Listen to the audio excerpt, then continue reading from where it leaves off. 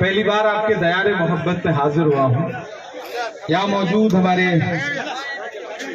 मौजूदा एमएलए और होने वाले एमएलए बाबू भाई 19 जमातों के जो सदर यहाँ बैठे हैं।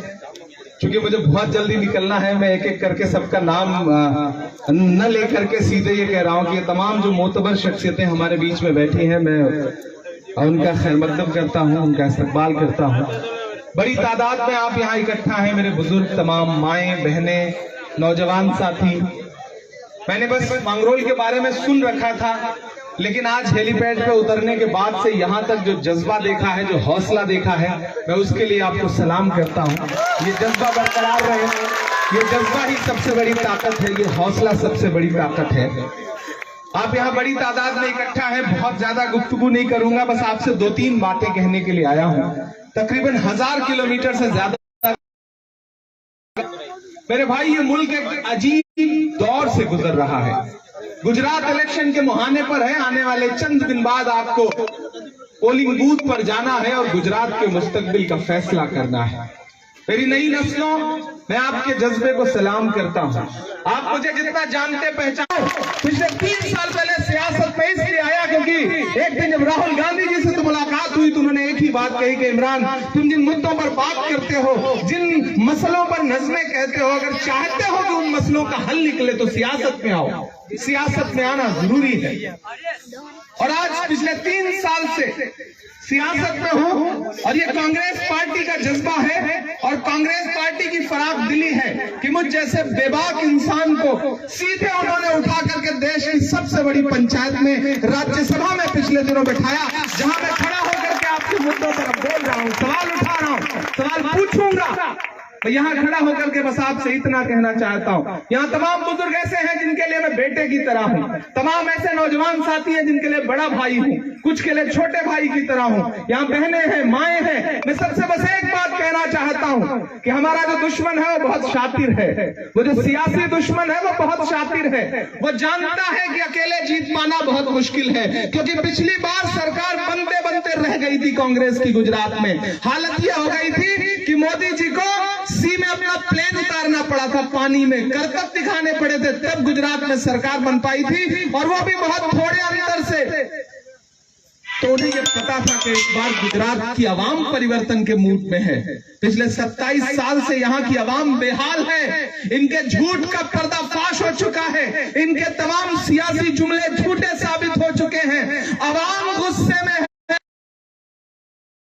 ये बात, और ये बात पता थी, तो उन्हें पता है कि मैं अकेले नहीं जीत सकता, भाजपा अकेले नहीं जीत सकती, तो फिर उन्होंने अपने 2 दोस्त बुलाए।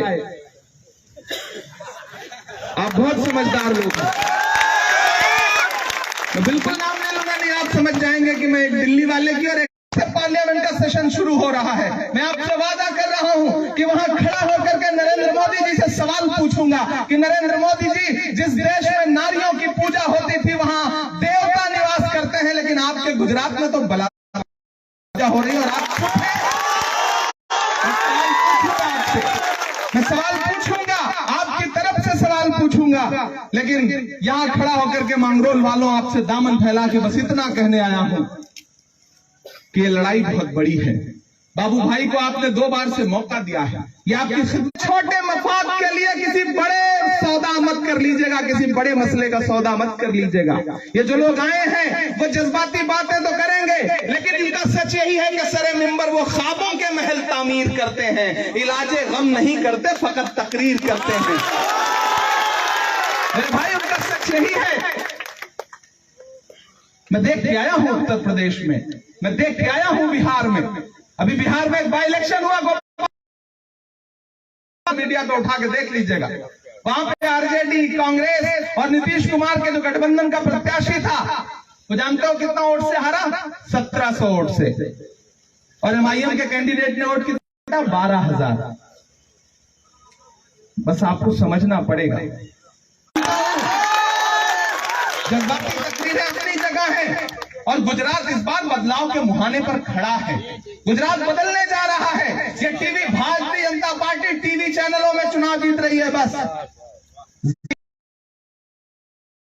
तारीख बताती है कि हर दौर इस सितम में हम जिंदा थे, हम जिंदा हैं, हम जिंदा रहेंगे।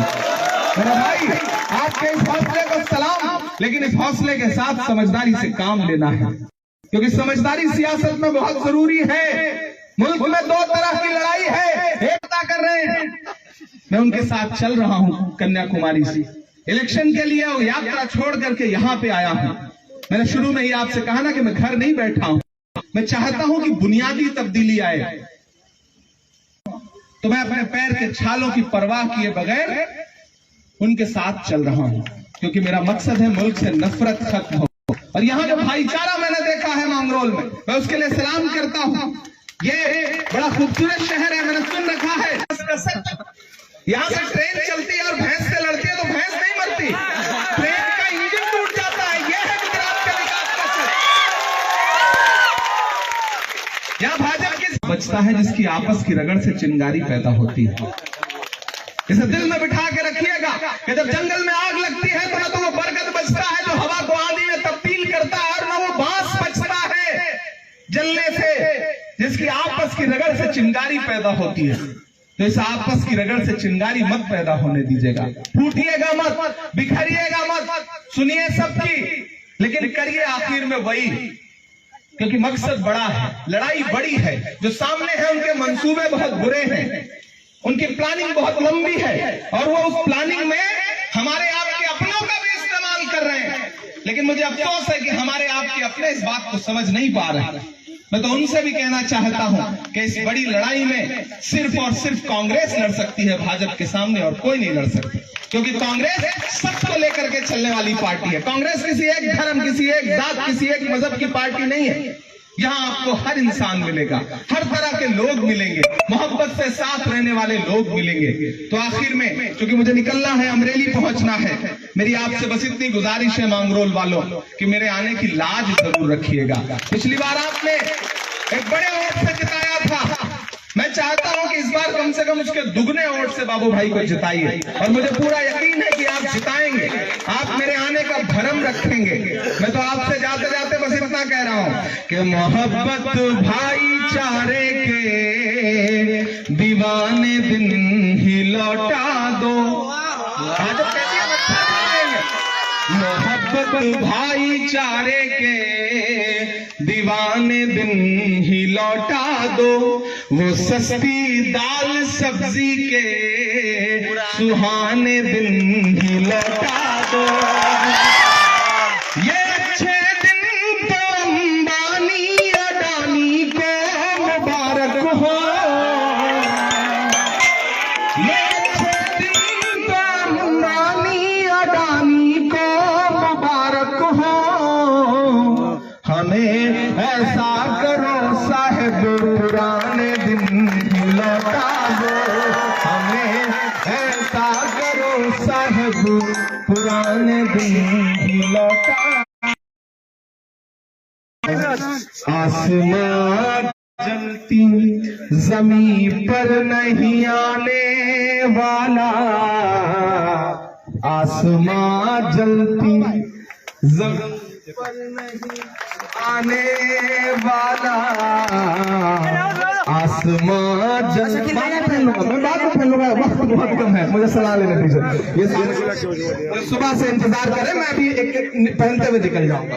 अब तो मैं चाह रहा हूं कि बस जीत की माला पहने बाबू भाई, तब मैं समझूंगा कि मैंने असली वाली माला पहनी है।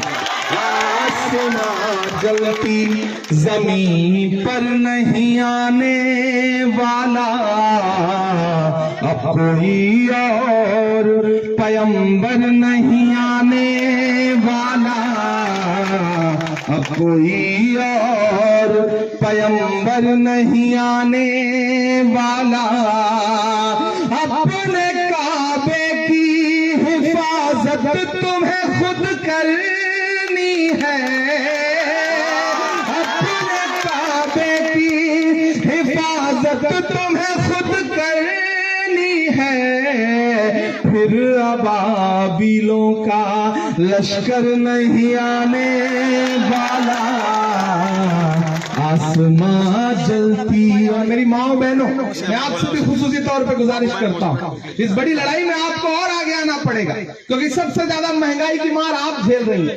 रसोई गैस में जब आप गैस का सिलेंडर जलाती हैं तो उसके साथ आंसू भी गिरता है, क्योंकि इस भाजपा सरकार ने जो 400 का सिलेंडर था उसे 1100 रुपए का कर दिया। रसोई का तेल, सब्जी बनाने के लिए, सालन बनाने के लिए 200 रुपए के पार हो गया।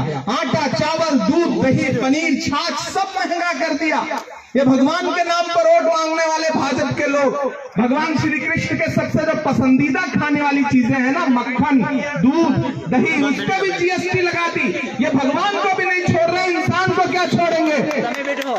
मेरे भाई, इनकी महंगाई के खिलाफ वोट करिए। मोरबी में जो 135 लोग मारे गए हैं, उनके आंसुओं का जवाब लीजिए। इन्हें बताइए कि गुजरात बदलने जा रहा है। और अब आपके बीच में आए तो उनसे बस इतना कहिए, चौकीदार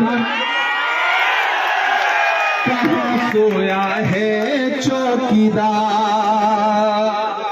आप बहुत समझदार है, चौकीदार का नाम आता ही आप समझ जाते हैं कि किसकी बात कर रहा हूं। कहाँ सोया है चौकीदार, कहाँ सोया है चौकीदार। गैस सिलेंडर की कीमत भी 1000 के पार। कहाँ सोया है चौकीदार, कहाँ सोया है चौकीदार। शायर हूँ, सांसद बाद में हूँ, पहले शायर हूँ। शायर को छूट रहती है बात कहने की, तो शायर जब यूं बोल रहा है तो सुनिए कि चाय बेचने वाला पूरा भारत बेच रहा है। चाय बेचने वाला पूरा भारत बेच रहा है। इसी काम में हासिल उसे महारत बेच रहा है। रेल बिक गई, तेल बिक गया, बिका हवाई अड्डा। अगली लाइन पे तैयार है ना कि रेल बिक गई, तेल बिक गया, बिका हवाई अड्डा। सब कुछ बिकता देख के खुश है अपने जेपी नड्डा। जनता महंगाई की मारी, जनता महंगाई की मारी करती हाहाकार।